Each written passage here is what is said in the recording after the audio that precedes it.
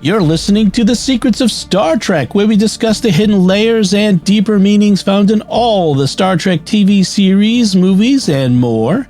And today we're discussing the latest episode of Star Trek Lower Decks called Starbase 80? There's an exclamation point and a question mark in there, so I'm trying to pronounce it. I'm Dom Bettinelli, and joining me today on the panel are Jimmy Akin. Hey, Jimmy. Howdy, Dom. And Father Jason Tyler. Hey, Father. Hello. And folks, we have more of your listener feedback that we'll be sharing at the end of the show, so be sure to stick around for that. Remember to like The Secrets of Star Trek on our Facebook page, facebook.com/StarQuestMedia. Retweet us on Twitter, or X, where we're at SQPN, and leave us comments wherever you find us online. We'd love to hear from you.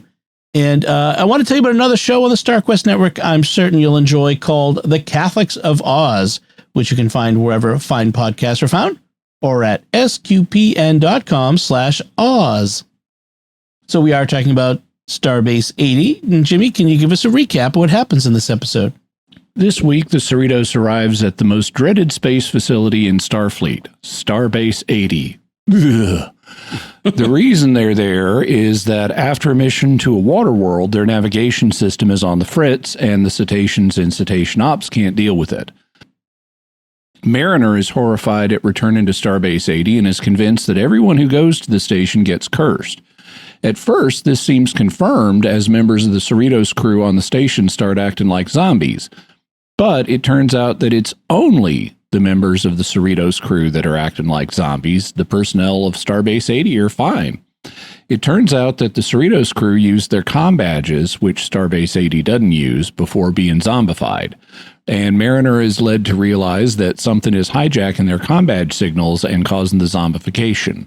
This leads her to start thinking of Starbase 80 more positively as a place for imperfect people to get second chances. Returning to the Cerritos, they find it overrun with zombies, and they trace the problem to a dolphin in Cetacean Ops who was possessed by an energy ghost on the recent mission to the water world.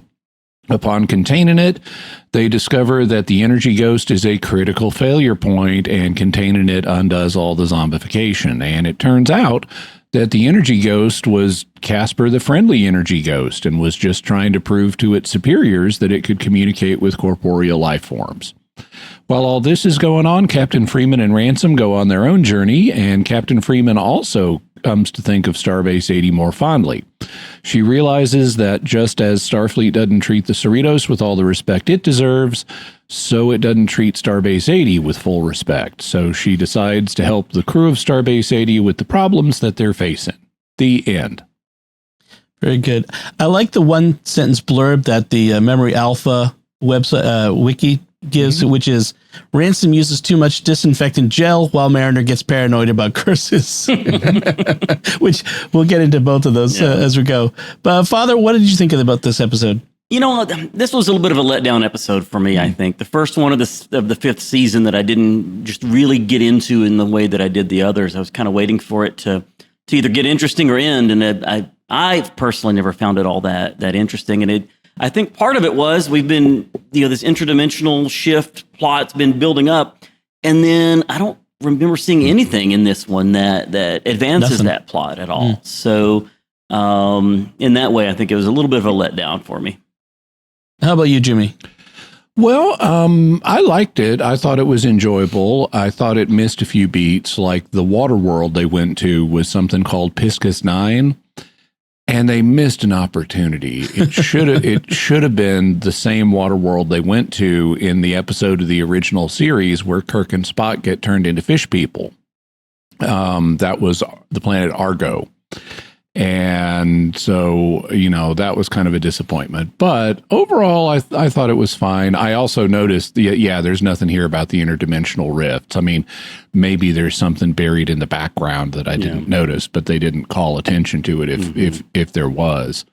I also thought it was kind of interesting. Oh, the ambergris episode, that was the animated series that had the water world. But when you got two animated series and they're both dealing with water worlds, come on, we need that connection.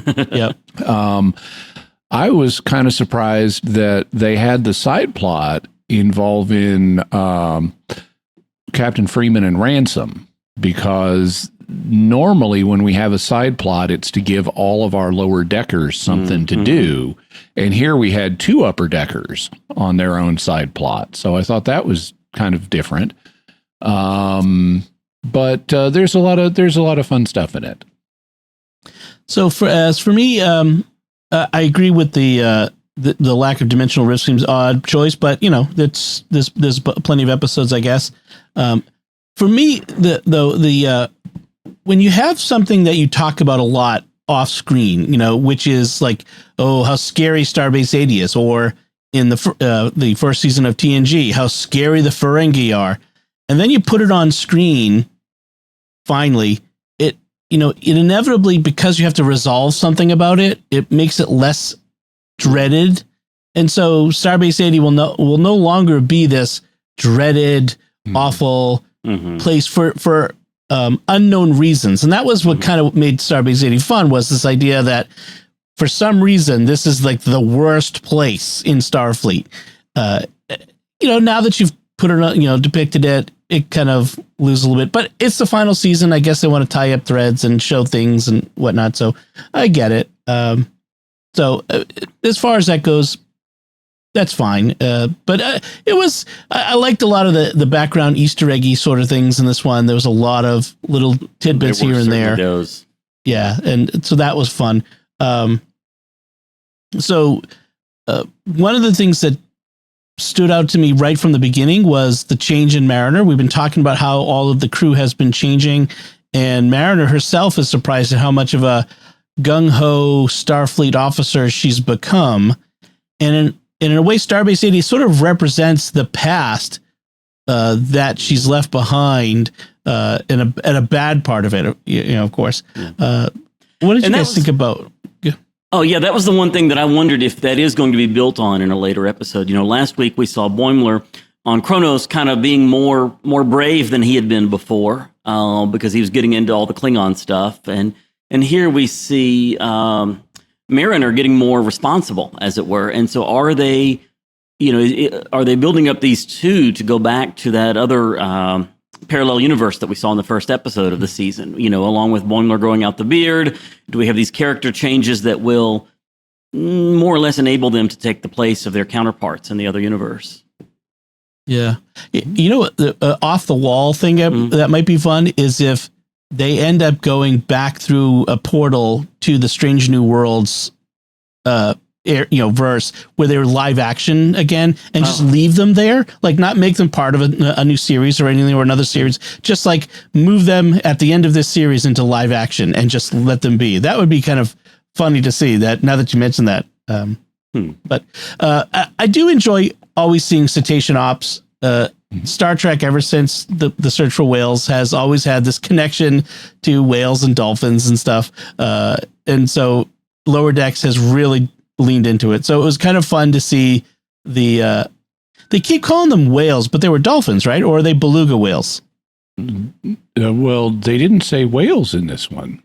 Did they? They just said sedations. Okay. I thought at one point someone referred to them as whales, but now I don't remember exactly. Yeah. It kind of stuck in my mind, but that's fine. One thing they haven't done is, so they leaned into having cetacean ops on board these ships, but what they don't have is primate ops, because dolphins and whales are not the only, high intelligence animals on Earth besides humans. There's also like bonobos and chimpanzees and gorillas, and they're not quite at our level, but they could always have been uplifted a little bit, and so they ought to have chimpanzee officers or something.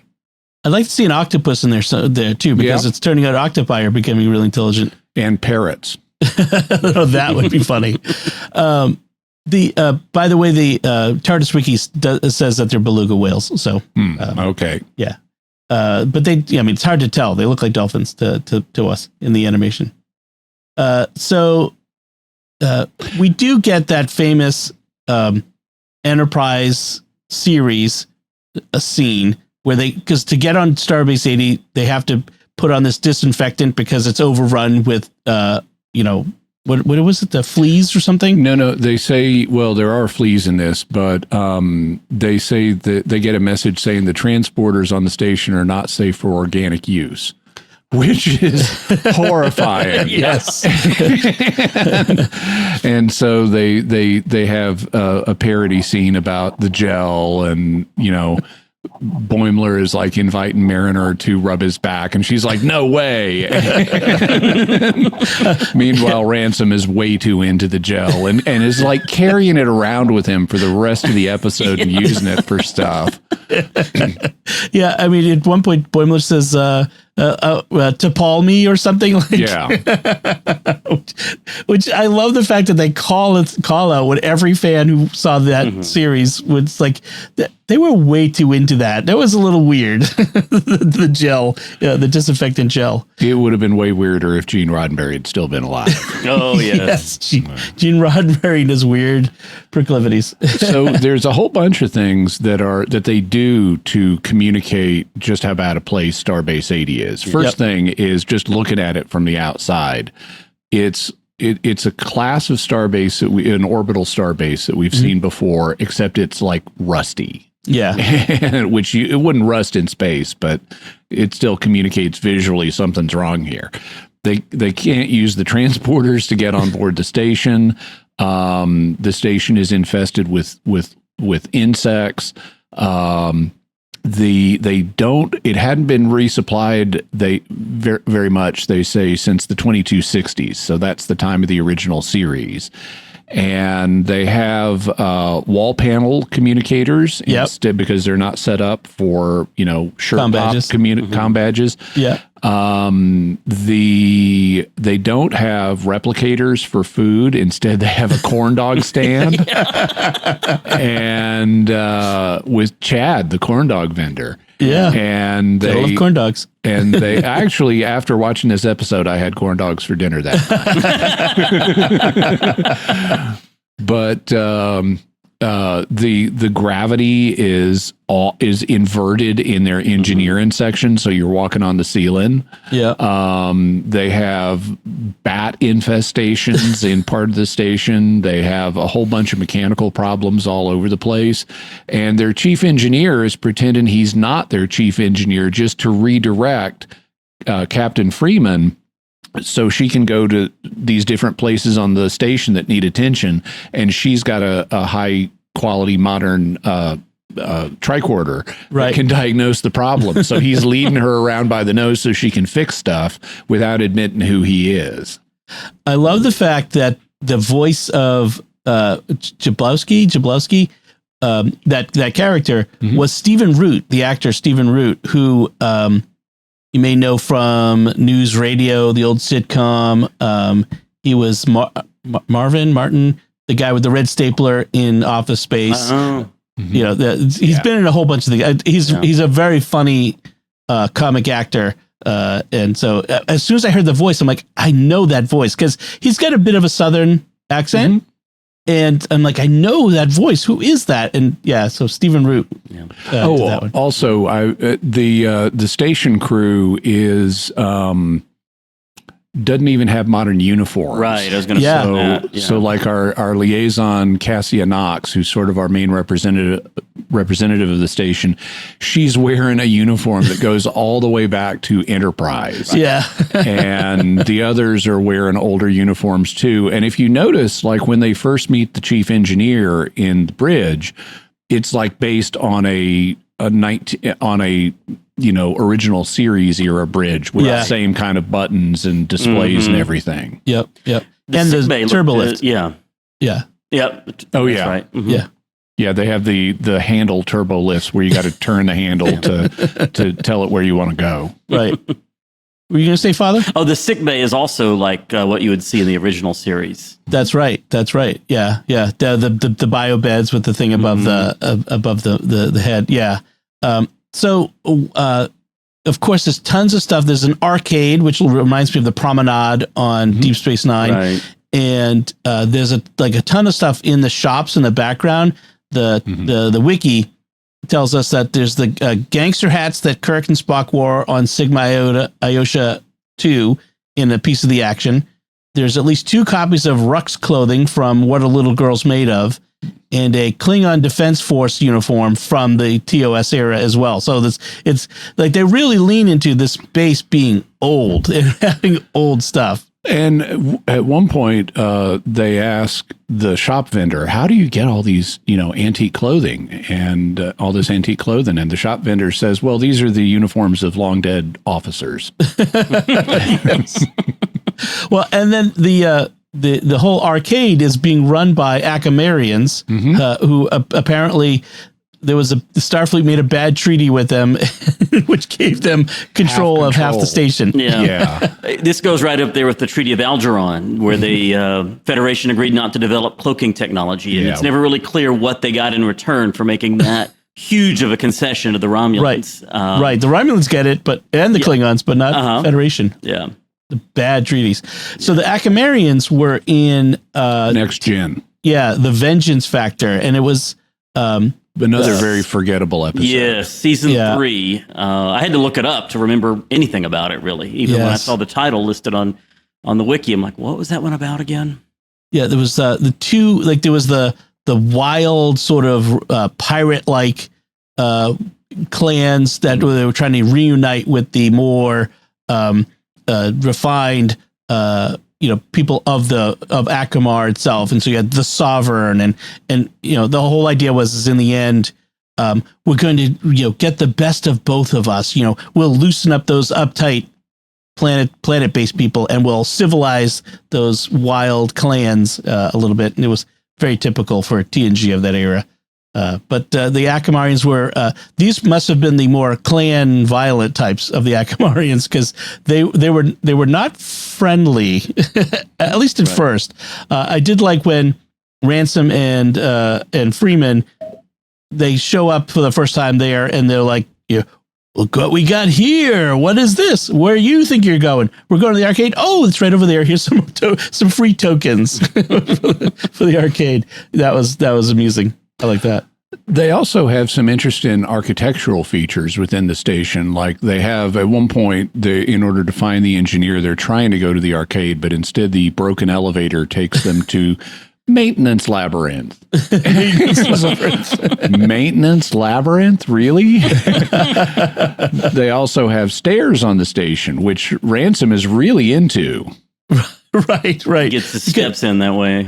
Yeah, because every starship I think I've seen has only ever had ladders between. If they have anything, it's ladders, never staircases. So yeah. So Kasia Nox, which is more submarine-y to have ladders, and stairs. Yeah, that's right. Kasia Nox, who variously I thought she was the commander of the station or liaison to the. Well, she says she's a diplomatic liaison, and so she's apparently liaising with the Cerritos crew on behalf of whoever the commander is, and we never see or hear about the commander. Okay. But her rank is commander. Probably sleeping one off. Yeah, probably. But she's an Elarian like Guinan, which thankfully they spell it out for the audience. Oh, like Guinan on the Enterprise. But she's only 30 years old, so she's an inexperienced one. You're like 400 years old, but you look 30. Well, actually, I am 30. So yeah, that was good. And then there was the doctor who had some sort of parasite who took over half his body. Yeah, but he had the same kind of parasite that Geordi did. There's that one episode of The Next Generation where Geordi starts getting turned into an alien creature slowly, and he almost becomes. There's some kind of parasite that converts people into its own species, and it has this darkened skin that has like blue veins on it and stuff, and it replenishes itself by converting members of other species to join its alien community, and Geordi almost becomes a member of it. And this guy got the same parasite, and only he like arrested it halfway, so he's half of his body is transformed into this parasite. He got it from sharing a toothbrush. Dr. Horseberry, and he scans now regularly for this parasite in anyone he's treating. Well, he said, I didn't think it was noticeable. Is it noticeable? And he's like half this. Yeah. Now I remember that was when like Geordie would turn into like this, could only live in the dark. And he was like glow in the dark, fluorescent light bulb sort of thing. Yeah. Yeah. Okay. I remember that now. Freeman, Captain Freeman's big deal was she had seen in the alternate universe, that Mariner was captain of the Cerritos, and was told that Freeman had been sent to be commander of Starbase 80.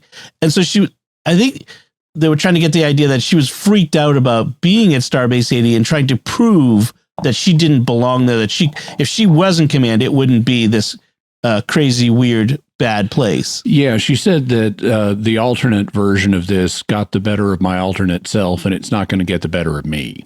Right. So it kind of made her obsessed with cleaning it up. I did like the twist that the problem turned out not to be Starbase 80, but with the Cerritos itself, and the solution came from Starbase 80 because they didn't have comm badges there, and so that was kind of fun. And they have an effect that, like, before the first Cerritos crew member goes zombie, he like taps his comm badge and there's an electrical spark. Yeah. And that happens every time there's an electrical spark every time someone uses their comm badge, and then they all start becoming zombies at pretty much the same time. It's not an immediate effect in order to delay, in order to keep dramatic tension going. Right. Yeah. And it makes them want to lick the walls and stuff. Because their floor. Their tongues turned into the fingers of the non-corporeal entity infesting the cetacean ops officer. I think is what they said. So that typical Lower Decks, bizarre, weird. One thing I wrote while watching this was I wondered if this was originally supposed to be some sort of Halloween episode. With all the zombie stuff and everything, and the fact that again, it doesn't really do anything to build up the larger plot that we've been seeing throughout the season. Made me think, okay, were they originally hoping to time this so that it would drop right around Halloween, and then maybe change their mind, or production schedules changed, or whatever, and just kept the episode? Right. Yeah, that's possible. It kind of has that feel. I wondered the same thing. They're just a couple of weeks too late for Halloween. Yeah. I did like the effect that Freeman's ultimate job was cleaning out those Pyrithian bats in the engineering labyrinth, and they catch them all except for the one giant one in the shadows that she goes after with like a dustpan and a broom, which is the sort of thing you would do if you were like you had a bat fly into your house. It just kind of reminded me of that like videos I've seen online of people trying to deal with birds or bats in their kitchen. With dustpans and brooms. Yeah, so that's our final shot as she goes charging after the giant bat, and we see its eyes and mouth in the shadows, and it's absolutely ginormous compared to Captain Freeman, but she's running at it and yelling. And what does Ransom say? But it won't even fit in the trap. She says, "That's not with that attitude." I think that's what she says. That was good. By the way, one thing I noticed in this, so we have our upper deckers, like Freeman and Ransom, having a side plot, so they're getting paid for this. But I wondered, we see a lot of the other officers who are upper deckers. And I realized that Shax, Billups, and Dr. Ta'ana also should all get paid for this because they moan while they're zombies. And so they have a spoken line each, and just one spoken line each, but they all moan, and so they all should get paid. Was it those actors actually doing the moaning? That's the question. But I think so. Yeah, I hope so. They should get paid. By the way, I love when they get on board the Cerritos after it's been zombified. As soon as they're in the hallway, you hear the computer announce self-destruct sequence activated, and they're like instantly panicked. We've got to deal with this. And then self-destruct sequence deactivated. And it keeps toggling between self-destruct sequence activated and deactivated. And when they get to the bridge, it's because Billups is like licking the control for the self-destruct one way or the other. That was funny. Just like going back and forth across the console. Yeah. That was good. Any other notes on this episode, Father?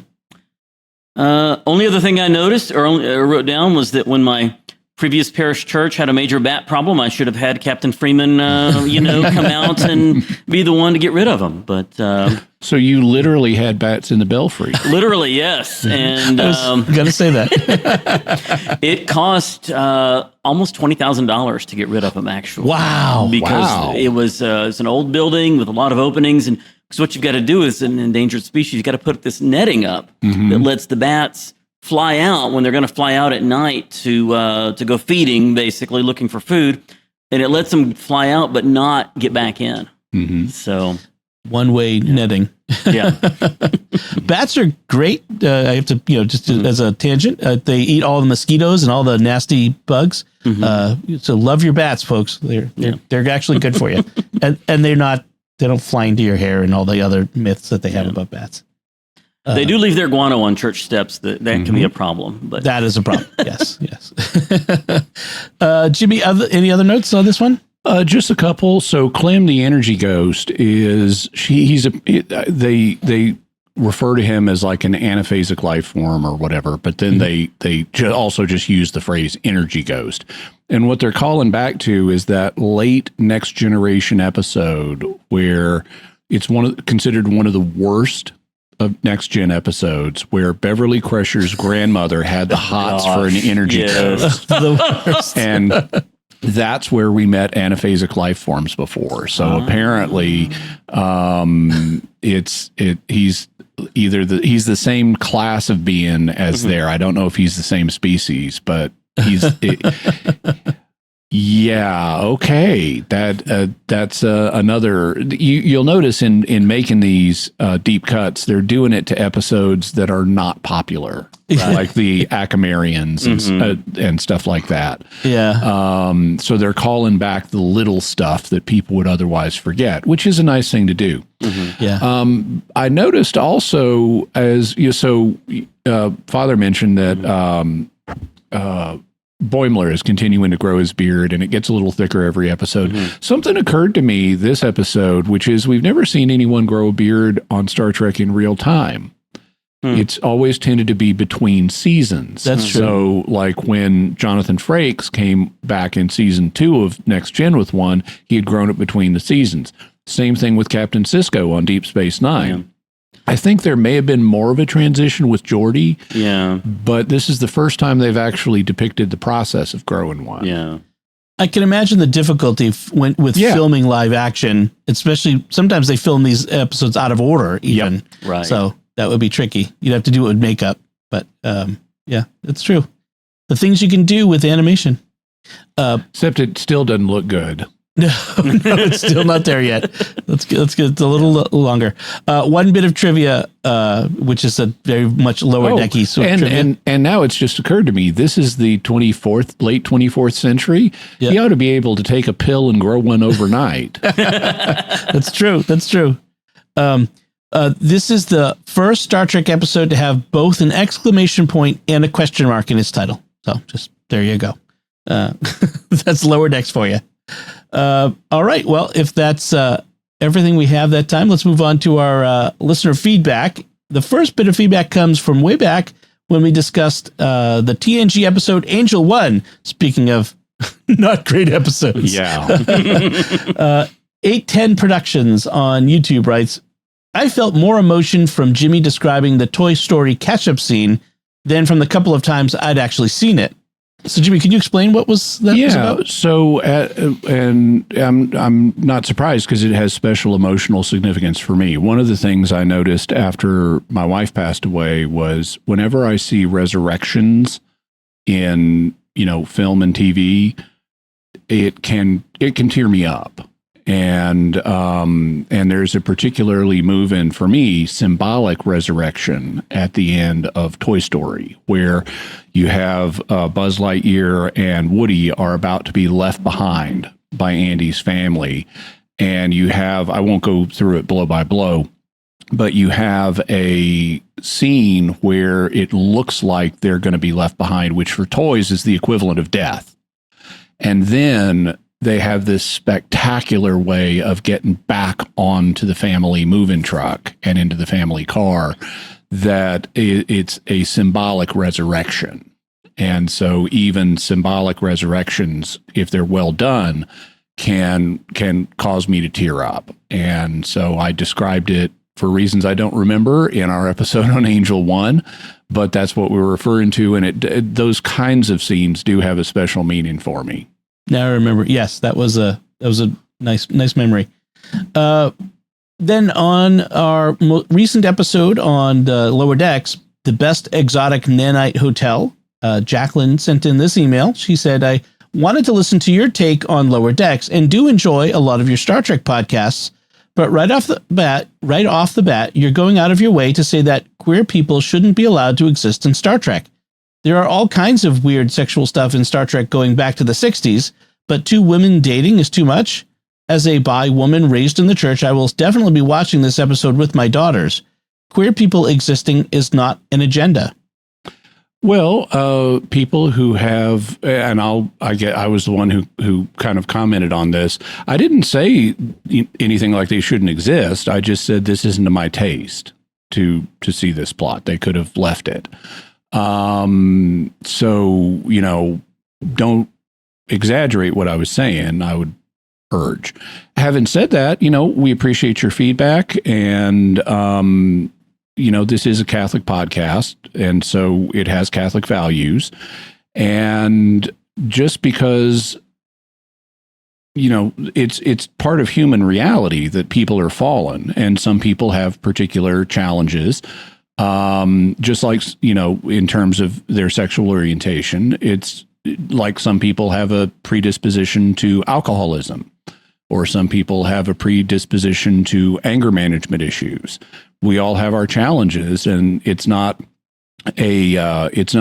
wrong to represent people with challenges in media.